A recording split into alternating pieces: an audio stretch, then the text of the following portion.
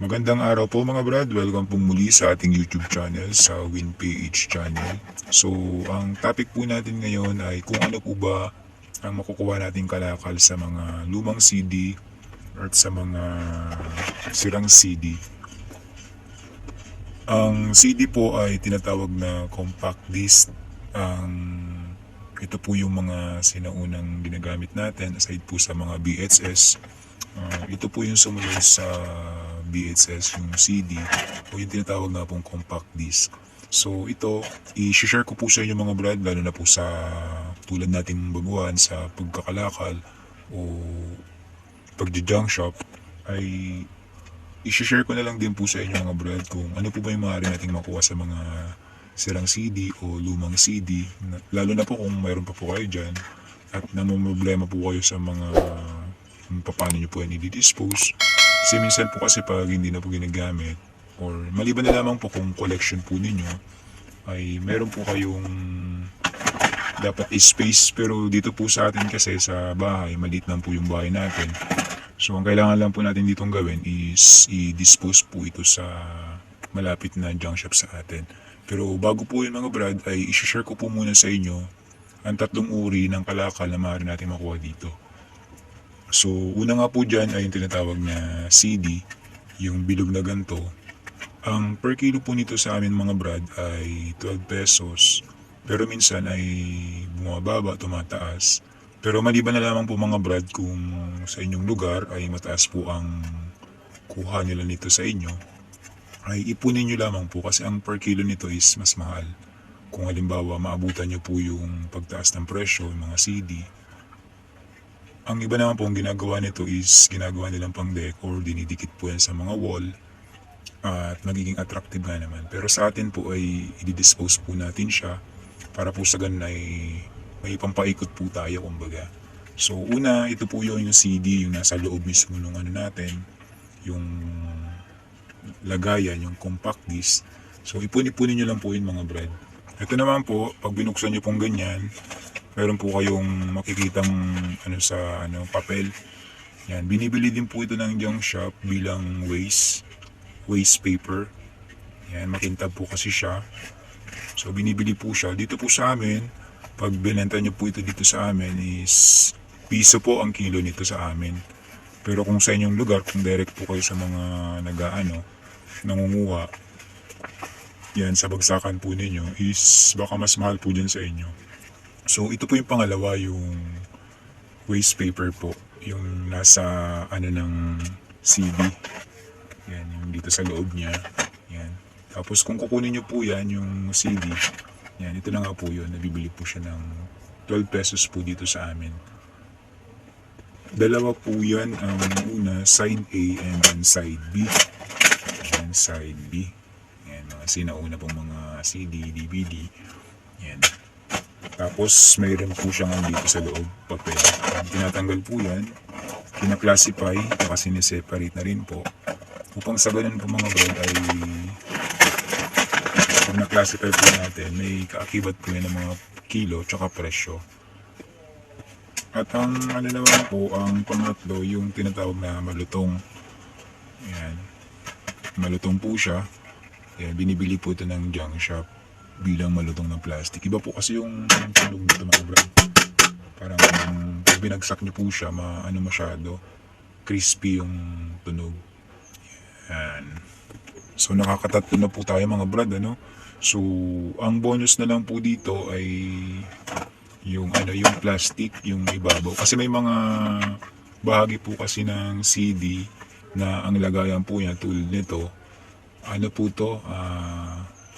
plastic or sibak. Depende po sa classification ng, pero dito po kasi sa amin sa junk shop po na dinadala natin is halo na po yan eh. Siguro ko dun sa nagpipick up na lang din po sa kanila, dun na lang din po naka-classify. Pero usually ito plastic na rin po siya or sibak dito po sa dinadalan po natin sa bahagi po ng Sorsogon. So yun po yung pang-apat, kasi depende po kasi yung tulad po ng natin, tatlong uri lang po na makukuha ang kalakal. Ito po ay pinaka-bonus na kasi kumbaga iba-iba po kasi yung uri ng lagayan. Tapos tulad po nito, yung kulay puti na housing, yan, reject po to sa junk shop na dinadala natin. Pero sa iba po, mga brad, ay alam ko, binibili din po yung mga ganitong uri. Kaya lang minsan, ang ibang junk shop is nag-i-stop buying sila kasi mura po yung bilihan o kaya mahina na po yung susuplayan. Pero usually, kung meron po kayong naiisip na pwedeng gawin sa mga ganitong uri ng kalakal, recycle nyo na lang po, DIY, do it yourself kung ano po yung maaari nyong gawin.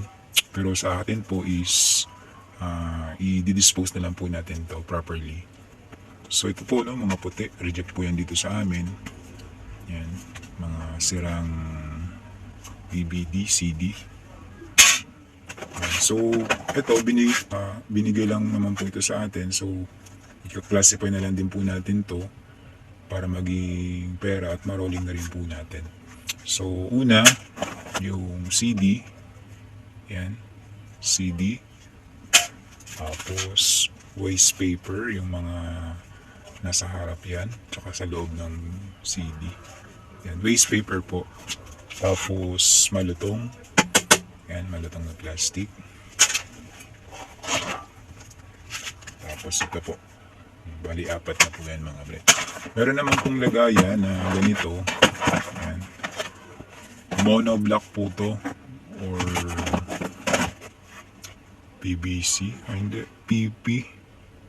PP5 yan. Nare-recycle din po siya. So, nabibili po to sa amin ng 4 pesos po ang kilo. Hindi po to sinasama dun sa plastic na yelo kasi iba po yung texture nito. Just like what I've said, ay iba-iba po kasi yung lagayan. So, minsan may pagkakakilanlan din po. Tulad po niyan yung naka-indicate po dyan na sign na PP number 5. So, ibig sabihin may designated po na recycling to na material. So, ito, nabibili din po ito ng junk shop. Ipunin nyo lang din po ito mga ganitong uri ng plastic. Yan. Extra income na rin po ito mga brad kasi binigay lang din po sa atin. So, ang gagawin na po natin, ika-classify natin, tsaka ikikilip po natin, papakilip po natin siya para mag-generate po ng extra income para marolling din po dito sa ating maliit na business. Tulad po nito si Rowan Atkinson, yan. Yan, yung lagayan po nito mga brad, yan, kulay puti. So, plastic po yan. So, ito pong nasa harap, may plastic cover po yan. Reject din po to yung ano na to. Pero may bumibili din po yan, depende po sa lugar at location po ng inyong . Pero usually, dito po sa amin, talagang reject na lang po ito. So, ang tanging mabibili na lang po dito yung waste paper.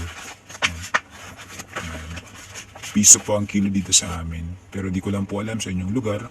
Baka mas mataas o mababa po yan sa inyo. Mag-inquire na lang din po kayo. Sayang din naman kaysa naman po itapon. Mas makakabuti po kahit mura. Kung marami naman, why not? Ito, reject ko po sa amin mga brad. Ito kasi yan. Kung napansin nyo po kanina, yung kulay itim. Ito naman po kulay puti. Pero hindi siya yung malutong. Yan, siya, malambot-lambot ng konti. So, sasabay na din po natin doon sa kulay yellow. Yan, tulad po nito, yung na to, lagayan. Yan. Yan. Mukha na din po ito, mga brads. Sabay nyo na po yun sa kulay itim. Yan, huwag po kayo mako-confuse doon sa malutong, tsaka doon sa kasi iba po yung nito. Siya, iba po yung crispiness niya. Madali po siyang putol, ma-break. Pero yung kulay itim, ito, po siya. Kumbaga sa hindi siya basta-basta. I hope ay may natututunan po kayo mga brad, yan, mga CD. Kung iisipin, kung creative po kayo, maaari nyo po itong pang-decor sa inyong kwarto. Yan, may mga nakita na po kayo ng gaganda. Mag-search lang po kayo doon sa mga YouTube channel din. Ang kanilang content ay mag-decor. Yan. Pero sa atin po kasi talaga, ang focus po natin ay ibenta. Pero may mga gustong bumili, marami po tayo ditong nakatambak. Classify lang po natin siya. Yan. Meron pa po dito yung mga BCD. Yan. So, classify nyo lang po yung mga brad. Kasi sa junk shop, pag na-classify, mas maganda kasi mas madali siyang iluhin. Tsaka, may iba-iba po ang presyo nila kumbaga sa isang item. So, I hope ay may natututunan po tayo dito sa YouTube channel na to na content. Yan, plastic po siya. Yan, plastic din po yung texture po nito mga brad. Yan. Yan po tayo dito ng mga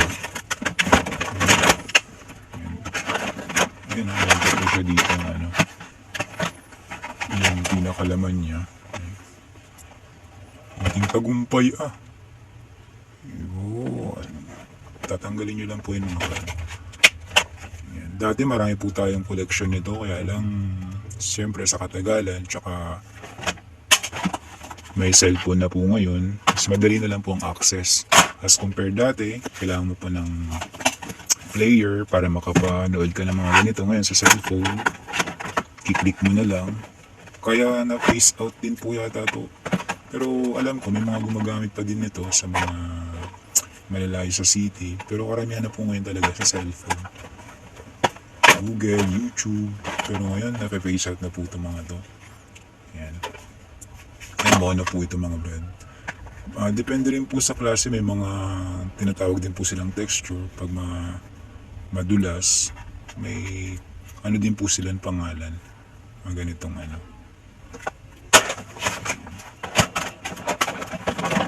Sana ay may natututunan po tayo mga brad dito sa ating content na to.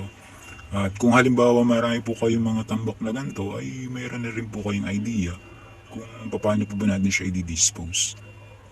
At makakatulong na rin po tayo sa recycling facility at nag-earn na rin po tayo ng extra money dito po sa mga uri ng kalakal na to. Yan, tsatsagay nyo lang naman pong i-classify. Pag na-classify nyo rin po kasi bukod sa malinis na po yung inyong space, ay magkakaroon pa po kayo ng extra income, naglilibang pa po kayo habang nag-classify. Yan, sa mga kapitbahay ninyo, pwede nyo pong kunin na lang o ibigay na lang din po sa inyo. So, pwede natin yan pagkakitaan. So, ito actually binigay na lang po din po sa amin kasi tatapon na lang din naman. Sabi ko, hihingin ko na lang. Ayaw naman ibenta sa akin. Kasi ano daw malaking bagay na lang daw kung kunin ko na lang, makakuha na rin sila ng space. Kasi ano sila nangungupahan lang. Tapos parang lilipat na sila, iiwan lang din naman nila yung ano. Kaya sabi, kunin naman na lang yung pwedeng mapakinabangan yan. So tayo naman bilang nagkakalakal, may konting alam na rin po tayo sa mga ganitong uri ng kalakal. Tsaka nagkaroon na rin po tayo ng idea. Kasi dati, unang dala ko po nito, tinatapon ko lang siya, pinapalipad ko sa ere. Pala, siguro ko nung nakaka-15 na yata ako nito ng hagis sa taas. Kasi maganda siyang panoorin So, ang ginawa ko, nagtanong ako kung binibili ba ito sa junk shops. Wala pa sa atin, sinabi, 12 pesos pang kilo niyan sir, mga CD. So, yun nga, sabi ko, ang dami ko nang pinahagis na pera kasi pag binenta mo ito sa junk shop, pera. Kaya para ka na rin naghahagis ng pera sa ere. Kaya yun, nanghinayang po ako. Kaya lang, sabi nga nila, pag may experience mo lang ang isang bagay, pag nangyari na, yan po, iba-iba pong classification po yan. May mono, yan, waste. Dito pala siya Shrek